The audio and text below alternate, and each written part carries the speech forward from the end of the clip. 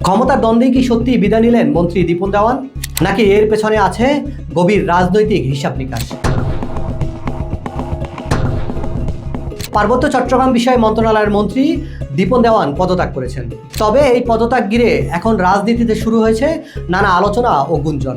সরকারিভাবে বলা হচ্ছে তিনি শারীরিক অসুস্থতার কারণ দেখিয়ে পদত্যাগপত্র জমা দিয়েছেন, কিন্তু রাজনৈতিক অঙ্গনে ভিন্ন এক চিত্র উঠে এসেছে। একাধিক সূত্রের দাবি, মন্ত্রণালয়ের ভেতরে দীর্ঘদিন ধরে চলা ক্ষমতার দ্বন্দ্ব ও নিয়ন্ত্রণ নিয়ে বিরোধী এই পদত্যাগের মূল কারণ। সূত্রগুলো বলছে, প্রতিমন্ত্রী মীর মোহাম্মদ হেলাল উদ্দিন মন্ত্রণালয়ের বিভিন্ন কার্যক্রম ক্রমেই বেশি প্রভাব বিস্তার করছিলেন। বিশেষ করে পার্বত্য জেলা পরিষদ গঠন ও প্রশাসনিক সিদ্ধান্ত গ্রহণে প্রভাব বিস্তারকে কেন্দ্র করে মন্ত্রী প্রতিমন্ত্রীর মধ্যে টানাপোড়েন তৈরি হয়। ধীরে ধীরে সেই বিরোধ রূপ নেয় গভীর প্রশাসনিক সংকটে। ফাইল অনুমোদন থেকে শুরু করে নীতি নির্ধারক সব জায়গাতেই দেখা যায় অচল অবস্থা। মন্ত্রণালয়ের ভেতরে তৈরি হয় এক ধরনের দুই শক্তির টানাপোড়েন, যা শেষ পর্যন্ত পরিস্থিতিকে আরও জটিল করে তোলে। ঈদের ছুটির পর প্রথম কর্মদিবসেই মন্ত্রী দীপন দেওয়ান সচিবালয়ে প্রধানমন্ত্রীর দপ্তরে পদত্যাগপত্র জমা দেন, যা পরে গৃহীত হয়।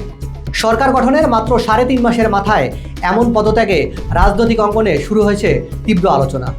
এদিকে মন্ত্রণালয় পরিচালনা, পার্বত্য জেলা পরিষদের পুনর্গঠন এবং স্থানীয় রাজনৈতিক সমীকরণ সবকিছু মিলিয়ে এই পদত্যাগকে ঘিরে তৈরি হয়েছে নানা প্রশ্ন।